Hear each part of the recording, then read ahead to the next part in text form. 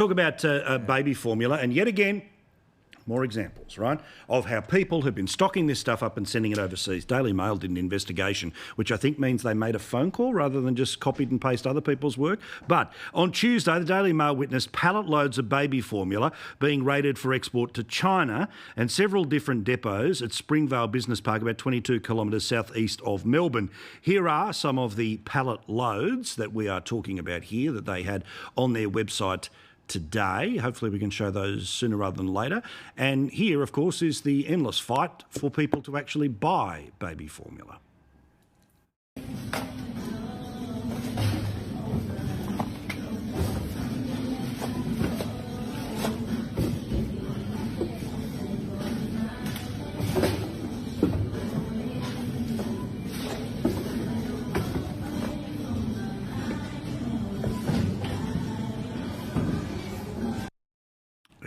Just a perfect example. You're only limited to a couple of tins, but I'll just keep taking them because I've got to send them off to China.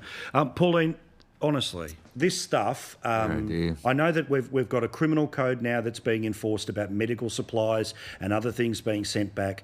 I do not understand this. I've never understood this phenomena as being one that is accepted and acceptable. The idea that if you wanted to export illegal tobacco, they'd stop you at the border. If you tried to import the wrong amount of tobacco into the country, they'd stop you at the border. How can we not stop this stuff leaving our borders? It's been going on for years, Paul, and I have spoken about this time and time and time again. And that's where it should be checked at the borders before it leaves the country, and these people should be heavily fined for it. It should not be allowed to be sent out in great quantities as it is done. And the government has allowed the Chinese company to buy at Bellamy's, and purely for the baby food formula they are going to make and send back over to China. So I think it's disgraceful, and the government has not done enough about it to stop this from happening. And I feel for those mothers out there who can't get the formula for their babies. I think it's disgraceful. Yeah, I agree completely. Cory, what do you think? Well, look, let me tick the box that I feel for those who need this formula and can't get access to it. But here it comes. Here comes the but. Let me tick the box. Well, that's the best start in a long time.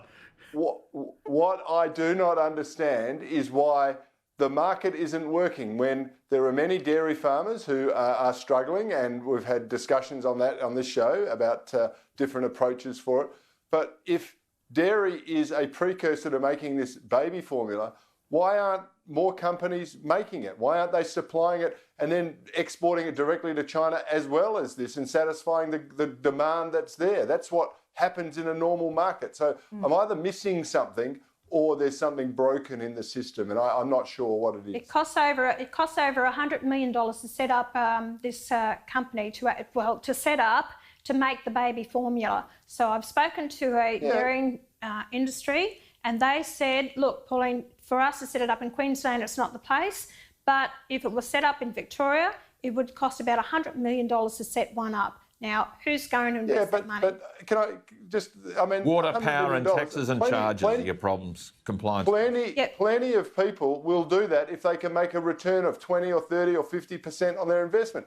If the market is there, it will be filled. Power, we have iron ore mines, we have a whole range of stuff that people go in and spend tens of billions of dollars trying to produce products. So I still don't see that as an impediment to making it happen, but maybe it's been. But Cory, we've been losing our dairy farmers in Australia, and you never supported the dairy farmers. You actually voted against my bill on the floor of Parliament. Here we go. You weren't out there to support the dairy farmers whatsoever. About price fixing, to actually give them the fair price for their milk.